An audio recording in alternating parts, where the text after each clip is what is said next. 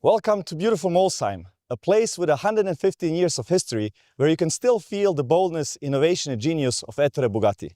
It's his principles that were also guiding us today when developing the new Bugatti, which you will see in a few moments. He was not only obsessed with technology and performance, but also with aesthetics and beauty, making his cars timeless, even 100 years later, still looking beautiful. It took another visionary to take Bugatti to the 21st century, Ferdinand Piëch with the Veyron. Quad-turbo W16, over 1,000 horsepower, over 400 kilometers per hour, timeless design and perfection in every detail, and at the same time, breaker of many records. That's the car that brought the hypercar era to its beginning. Since then, Bugatti has continued to push the boundaries of technology, luxury and performance. The W16 has evolved from the initial 1,000 horsepower to 1,600 horsepower in the Chiron, which then broke the 300 mile/hour barrier. During the Chiron era, we saw some beautiful specials rolling out of the Atelier: the Pure Sport, the Super Sport, the Divo and the 110. More recently, we have isolated the purest essence of the W16 with the Bolide and continued the great legacy of elegant roadsters with the Mistral. When Ettore felt like a certain technology was pushed as far as it would go, or there was a lot more potential by doing something completely new, he would start a new page. The W16 is what we call peak engine. There has never been a more complicated combustion engine produced, and there never will be. So, in Ettore's spirit, we are starting a new page. Tonight, we will unveil a brand new Bugatti that does not share a single component with the Chiron or any other car. But what it does share are the inherited principles of Ettore, the mystique of Molsheim, and the over century of heritage of Bugatti. A car that is unmistakably a Bugatti. We have given our very, very best to create this masterpiece. It is incomparable. And I even dare to say, Ettore himself would be proud of it. We can't wait to show it to you, but first, let's look at what happened during the last 20 years.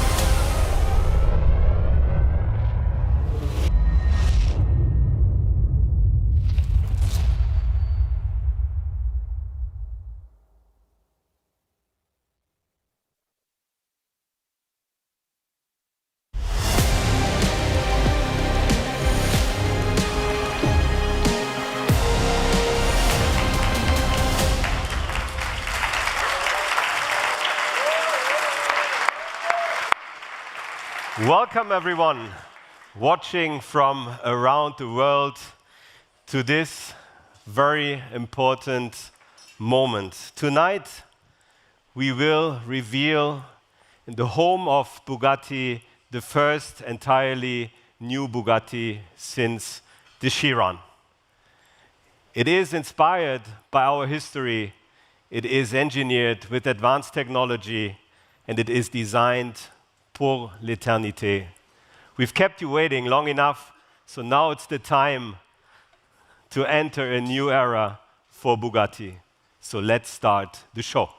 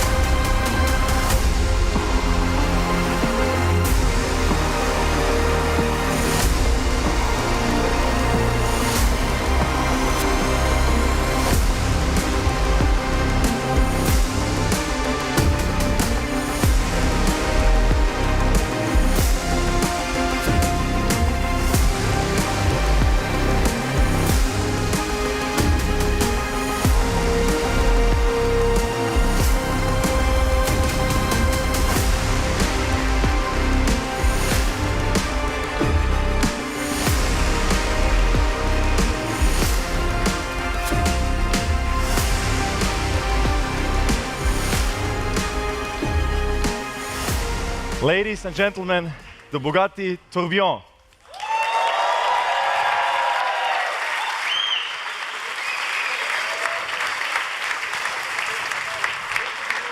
And please, a big applause for the fastest man on the road, our chief test driver, Andy Wallace.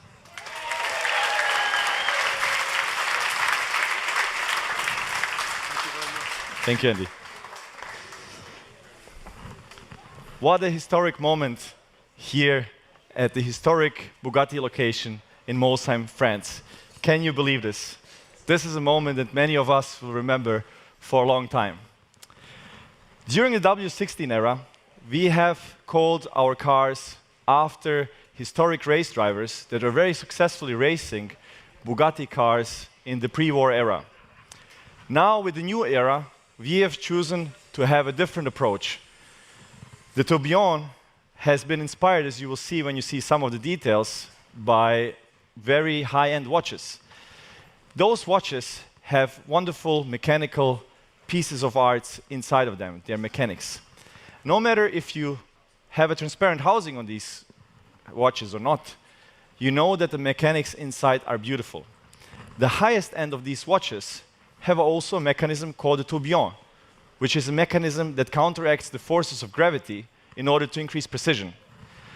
The Bugatti tourbillon can accelerate with far over 1 G, so it also plays with gravity. A new Bugatti is a very special occasion. But something like this, a completely new one, developed completely from scratch, only comes around every couple of decades. And with this one, today, right this moment, we are starting a new era in this century-old brand. Looking at this car, I'm so incredibly proud of the team that has developed it, giving their relentless efforts and dedication to make it possible. Because what we have embarked on with this project was very, very ambitious. And by looking at it, you see how this team collaborated, how hundreds of people have worked together over years to create this masterpiece. It's a car, and you will see that later when we go more into the details of the technology and the design, that like no other, I just don't know any other example where it feels like it all came from the same hand, from the same person, because everyone worked so beautifully hand in hand. What makes me most proud is that we have executed on all of the romantic and beautiful and crazy ideas that we had at the beginning. Ideas that would have been easily dismissed as too complicated, expensive, or impossible. But as Ettore Bugatti said, nothing is too beautiful, nothing is too expensive. We did not let anyone tell us that we cannot do something or that anything is impossible. Our job is to make the impossible possible for you, our customers. Thinking back at the giants on which shoulders we stand on, Ettore Bugatti and his son Jean, Romano Artioli, Ferdinand Piech, I like to think that if they would see what we have created, they would be proud of. They would love this.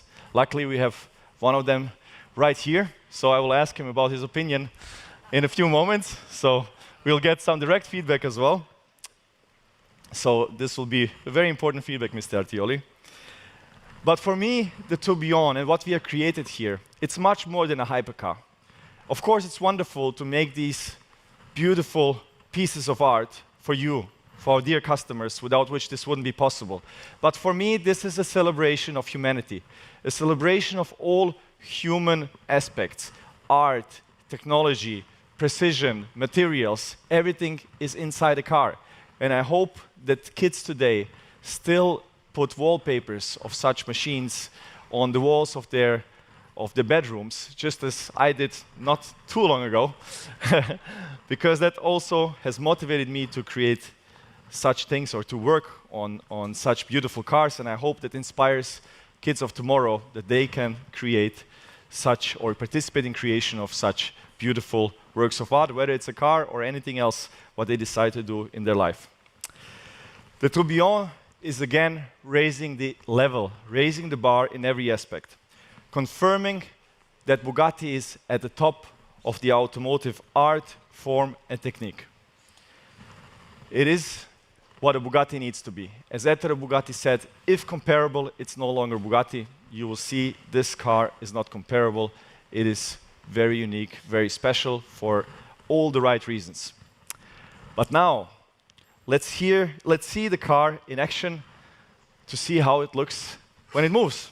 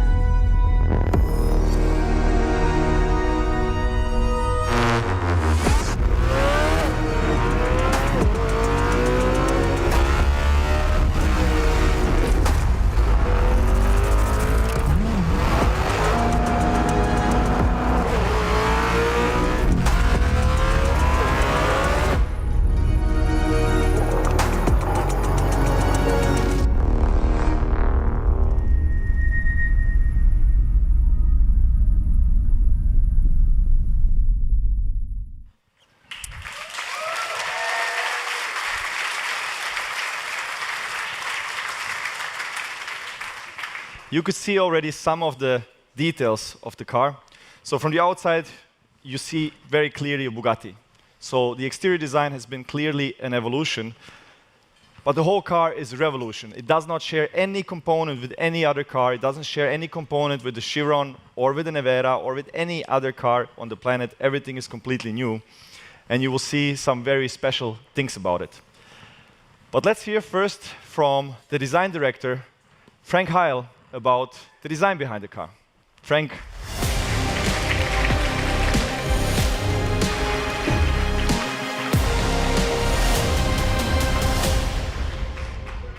Thank you, Mate. So how do you go about designing the successor to the Chiron? It seems like a kind of big task, right? The aspect of timelessness is key to us. How do you make a car timeless? For it to be timeless, it needs to be authentic. It needs to tell a story. The story of the tourbillon is the interplay between speed and elegance. One could almost say it is shaped by speed. Now, we draw inspiration from many things. For example, if we observe nature here, the falcon, the fastest creature on the planet, if it nosedives for its prey, what does it do? It tucks under its wings. It reduces its frontal area to pick up speed more quickly. And this also goes together with our observations in now over 20 years in doing these high-speed programs like Chiron and Véron, and now with the tourbillon, is if you reduce frontal area, it has a greater influence on the speed of the vehicle, unlike anything else. And so the concept of reducing frontal area was also being exercised by Jean Bugatti, who we also take great respect and influence from, with his concept that he called surbaissé, where he submerged the engine in his Type 57 SC Atlantic. He submerged the engine behind and below the front axle to get the bonnet lower, to get the driver lower, to get the roof lower, to reduce frontal area. So that's already taken inspiration from. You will find the concept of surbaissé in this car as well, as we have reduced this car in relation to the Chiron by 33 millimeters in height. That's quite a big job in terms of car design. And that not only does have a huge effect on aerodynamics and the frontal area, but also on its proportions. Now, before we talk about any design theme or line or color, we have got to get the proportions just right. And as you can imagine, if you lower the roof, the wheels look bigger, it's an improvement for the proportions. Also, the body posture of this new car, you can see it is raked forward, ready to pounce at standstill, very much like a predator. The Type 57 you see here in comparison, this is how much lower it was, and that's exactly what we've done with the new car. We've reduced its frontal area. Jean Bugatti crafted the Type 57 SC Atlantic from a special magnesium alloy that couldn't be welded back in the day, so it was riveted together in the center from two halves. And ever since those times, the accentuated center line became part of our stylistic DNA. So you will find a center line also on the new car that is marked. It even goes through into the interior. The design DNA of Bugatti is not only the center line, it is also the Bugatti line on the side, which finds a new interpretation into this body side here once again, which is also the physical parting line between the two colors on the two-tone paint scheme. Also, the horseshoe has a new wide proportion, and it is the origin of all the volumes and line work on the front. It is the backbone of the architecture of the front. A radical new cooling and luggage concept also goes together with it. And we have these two, what we call flying fenders, docked onto them, and we're streaming air through underneath the headlights to exit the air in the A-pillar area to pressurize the side air intakes. As you know, it's an atmospherical engine, so any bit of extra air pressure that you can ram-induce into the side air intakes will actually increase power. We come to the more sculptural, more sensual, more reflection-based. There's almost no line to that rear three-quarter side panel here, surfaces, and which leads us to a beautiful contrast on the rear, where we have these more sensual surfaces up above and the more technical, more fragmented, more aero-driven surfaces down below. And it's this contrast that makes this so appealing. If we come to the interior, this is where digital detox meets the art of watchmaking. We have chosen to do the entire human-machine interfacing between operating the vehicle and displaying information at the driver in an analog fashion. It's completely timeless. We're speaking about authenticity, making it timeless through authenticity. And so we have a very unique steering wheel concept we call a fixed hub steering wheel. As you can see, the airbag and the instrument cluster stay put while the spokes reach around them, and so the driver has an unobstructed vision onto their instrumentation no matter what steering angle they dial in. Also, the instrument cluster is housed in a titanium housing. There's real ruby stone bearings. It's covered in sapphire glass. It is in every way like an exquisite watch. Also, the center console draws inspiration from the art of watchmaking, as it is a skeletonized approach. There's real crystal glass set in machined aluminum. It's the aspect of transparency, like in a tourbillon watch with a glass back face. So you see, the tourbillon is really made not for the future, but for eternity. And with that, I want to hand back over to Marta. Thank you very much.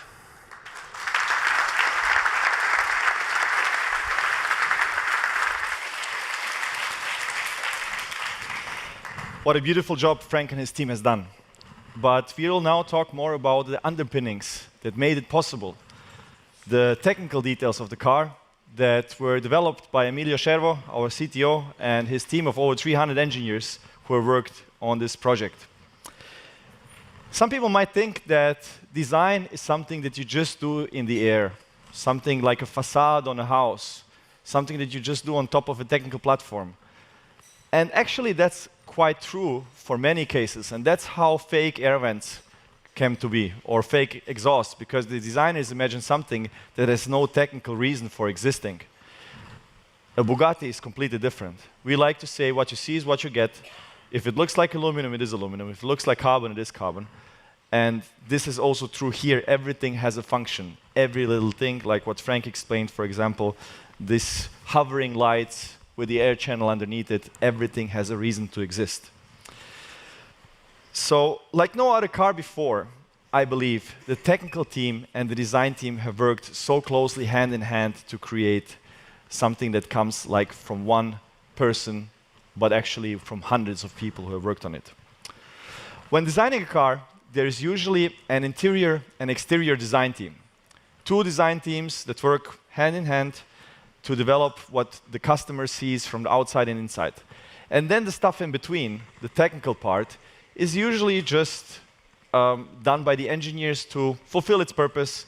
It's usually doing its job, nobody cares how it looks like, and just to do whatever it needs to do for the cheapest and simplest way possible. We did not want to work like that. We want the Bugatti to be perfect, even where you don't see it, even where you will never see it. You need to know that the Bugatti is perfection, even where you never look. It's important to us, because we want every piece of it to be perfection. So we have created the third design discipline, which we called the rolling chassis design. So that was making sure that the car in its naked form, like here in this picture, is beautiful as well. And every piece of it, every part you take off the car, the suspension arm, the engine mount, the gearbox, the electric motor, everything has to be beautiful. Everything has to be so that you put it in a gallery, it is like a piece of art. And I guess you might already guess that this is the favorite part for me, for the car, the technical underpinnings that enable this wonderful design. So it all starts with the powertrain. Of course, the powertrain is the most important part, with the going from the W16 to the naturally aspirated V16 and the hybrid powertrain system. As you know, when we started to develop it, we could have gone in any direction when it comes to the shape of the car, to the category of car. It didn't have to be a sports car. Bugatti's history is more than rich enough to go in another direction, but we have decided that for the new chapter we go with the hypercar, and then we decided to also continue with the combustion engine. So going with the new combustion engine was a strong decision, but not only with any combustion engine, we wanted to have the most emotional combustion engine possible. That's why naturally aspirated, but the naturally aspirated engine was only made possible by a very high-tech electric powertrain, 3 electric motors, a 25 kilowatt-hour battery pack, which gives enough power, but also decent all-electric range if you need it, especially to make the car future-proof in case in some areas you will not be able to run with a combustion engine at all. So with the 25 kilowatt hours, you should get a pretty decent all-electric range of around 60, 70 kilometers, even without using the combustion engine. So a V16 is, of course, naturally longer than a W16. As you know, W16 has its cylinders offset. They are not in a straight line, while the V16 cylinders are in a straight line. On top of that, this car has actually more displacement. While everyone went for reducing the size of engines, here we went from 8 liters to 8.3. So this engine is 25 centimeters longer compared to the W16. And then we have a big battery pack and 3 electric motors, and we even have a bigger trunk, and despite the lower cabin, we have the same interior space as a Chiron. So when we started working on this, I didn't know what it means for design if the car just becomes longer because of a longer engine and because of all the other stuff we needed to fit in the car. I thought maybe it's good for design. So I talked to Frank and Achim, and they immediately said, no, no, no, no, no. Just don't make the car any longer. Just try to keep the same length. So despite having so much longer engine and all the other hybrid parts, the big battery and so on, the car is only 2.9 millimeters longer in wheelbase.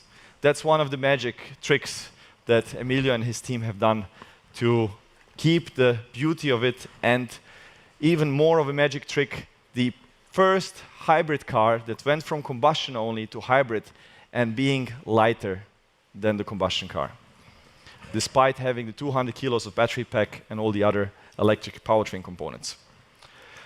When we go to the top view, you can see how different it is. So in the Chiron, many of you who are using it, you know that you sit quite far away from your passenger. And that's because the gearbox of the car was in front of the engine, so between the passengers. That's why you were sitting far apart, one from the other. And that also means the doors move out and the windows move out, the greenhouse. And here we have now the battery in the middle, in the tunnel, but also behind the seats, structurally integrated into the monocoque, and the gearbox, now an 8-speed double clutch behind the engine, with an electric motor in the rear, 2 electric motors in the front.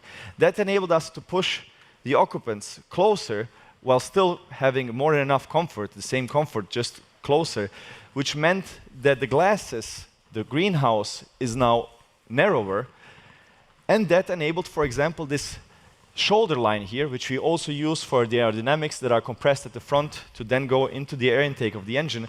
And you can see that this piece here, this shoulder line, we call it the shoulder, makes the car look more masculine. Even when it's standing still, it's more dynamic.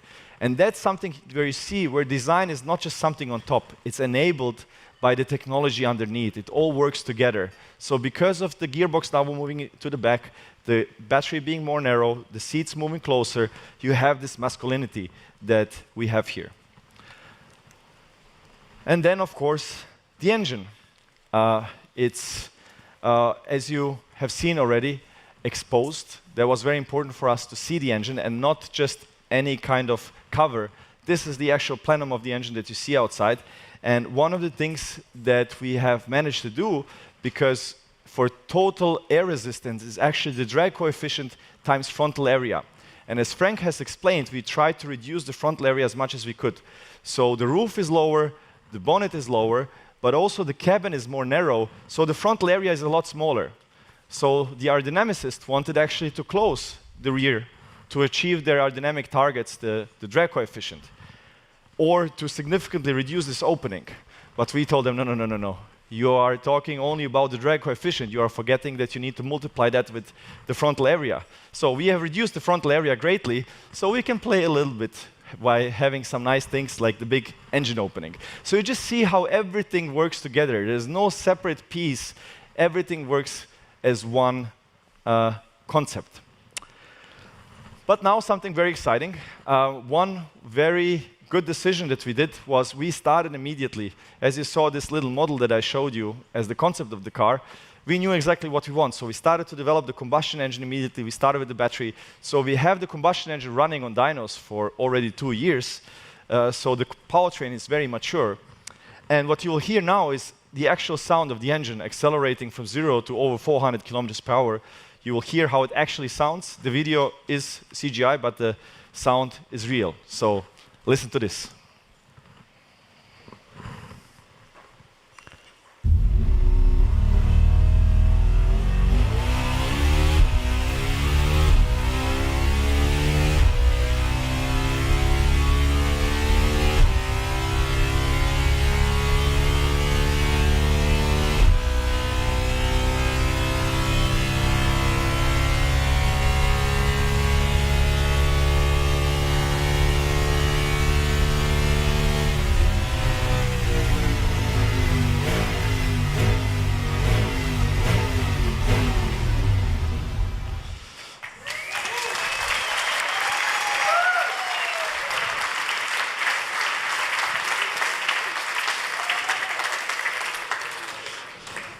So it's a very unique sound, right? It doesn't sound like a V8, doesn't sound like a V12. It's something on its own, and that's what we wanted to achieve, something unique. And it's actually a very interesting combination.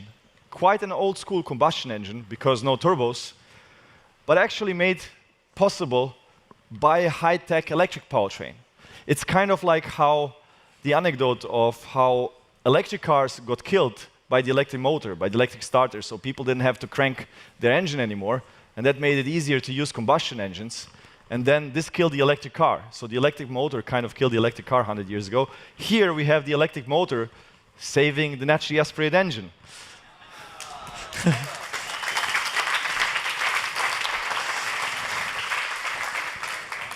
And another interesting thing we saw here was how the instrument cluster works. So you saw on the center part, you have the RPMs going all the way above 9,000 RPM. So you have this 1 meter long crankshaft with 16 pistons on it, spinning over 9,000 RPM. Then you have the speedometer, and you see how far it goes. So there is potential in this car. And on the right, you have the power meter in horsepower. You have 2 needles, one for the combustion engine, one for the electric powertrain.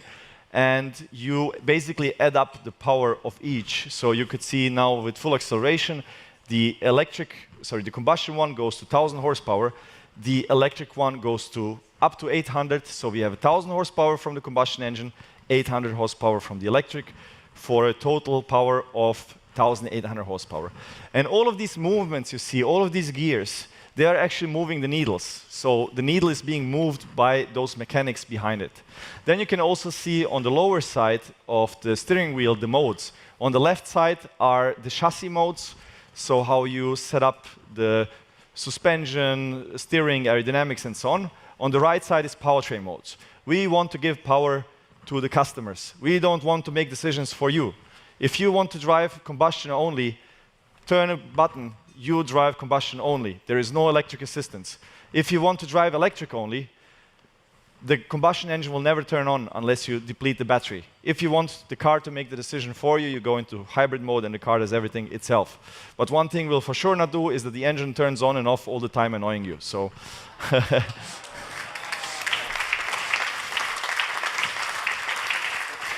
And another cool thing, on the left side, we are displaying the battery state of charge with an analog Swiss watchmaking instrument instead of a digital way. So we talked also about, let's talk a little bit about the numbers. Bugatti is not really so much anymore about numbers, it's about the whole package, but we have to mention them. I will just mention one. The 0 to 400 kilometers per hour is 7 seconds faster compared to the Chiron. So we have higher top speed, we have higher, better acceleration, more power, but the magic trick really is that the car is lighter. By how much, I won't say, because we are still working on some details. It still could go a few kilos up and down. It won't be a lot, but it is lighter than the Chiron, which is, I think, a huge achievement, mostly thanks to Emilio and his relentless push for it, because he made sure that every kilo gets squeezed out. And how did we do that? Two things. One is architecture, so the overall concept. So big decisions at the beginning. So going from the combustion engine, from the turbo engine to a naturally aspirated one, you lose a lot of the peripherals that you need with the turbo engine.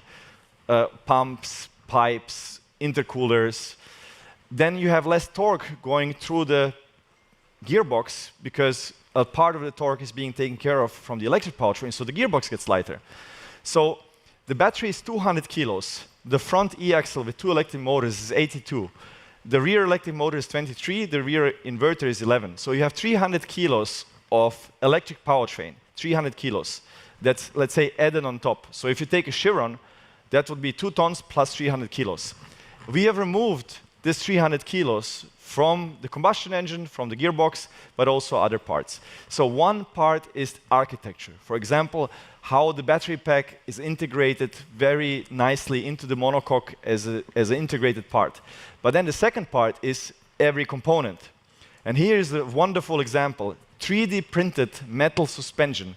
This is a suspension arm, but also the knuckles, the uprights are 3D printed. And just with that part, with the suspension being 3D printed, we have saved 45% of weight compared to the Chiron.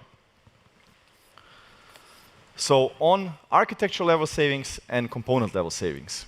And this was also shaped by AI. And now we come to the aerodynamics aspect of it. So perfect aerodynamic shape is the wing. And usually cars are not really like wings. Actually, they are like wings generating lift, but we don't want lift, we want downforce.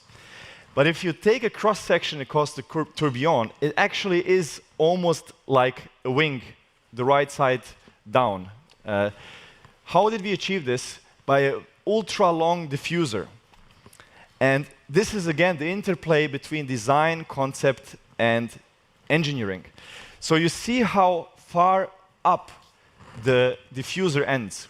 But the diffuser only works if it's not at a high angle, if it's around 11 degrees. If it's more, then the air will delaminate from the diffuser and will not stick to the diffuser any longer. So you have to have a very gentle incline. But if it's so high, it means the diffuser needs to start very far. So the diffuser actually starts around here where the seat is. So half of the car is the diffuser, which enables us to not really use a wing, even for top speed. So we have a wing that deploys, but mostly for air braking and for handling mode. But for top speed, we actually don't need the wing, so the diffuser gives us, let's say, free downforce with not so much of drag as opposed to a wing. And it makes the car look more elegant, as you need the wing less. But in order to have such a diffuser, we have a less wide engine, a narrower engine. The W16 is very wide, the V16 is long, but narrow, which means the tunnels can go left and right of the engine, and even the engine is in an incline. And then on top of that, The diffuser is also the rear crash structure. Usually you would have a crash structure which is hidden away by the bumper, but then you have a big bumper. Here, the diffuser is also taking the crash load, so you have this open rear end where you actually see the rear tire when you are behind the car, and this beautiful light rear design. And that's also how we saved some weight. So you just see the interplay between engineering and design. So another beautiful thing that you can see here, please have a look later at the engine. That's my favorite view as well. There's so much more about this car that I could talk about. The fixed top steering wheel, what it took to do that. The seating position, so we have moving pedals. The seat is moving up and down, but the backrest is moving forward and backward, but the seat is not moving forward and backward. The pedals are moving, which enabled us to not make the car longer, one of the things. There's millions of more things that I could tell you about, but we will tell you those stories in the weeks and months to come. Now, I will just give you some more details about the car. We will produce 250 of those beautiful machines, and we will start deliveries in 2026. So, the team who has pulled off this beautiful masterpiece is led by the 4 board members of Bugatti Rimac, which I would, at this moment, invite to join me here. Larissa Fleischer, our CFO, Emilio Scervo, our CTO, Christophe Piochon, our Chief Operations Officer. So, Larissa, she is paying the bills. He is making it, and he's developing it. So, we all work hand in hand.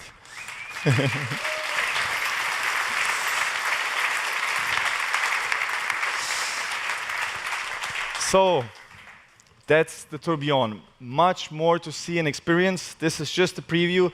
There's so many layers to this car, which you will see in the time to come. We just gave you the surface. Now we will say goodbye to the thousands of people who have joined us from their homes online. Thank you so much for being here with us. And for all of you, you will now be able to see the car. But before we do that, Vive la marque. So, 3, 2, 1. Vive la marque! Please, come and see the car.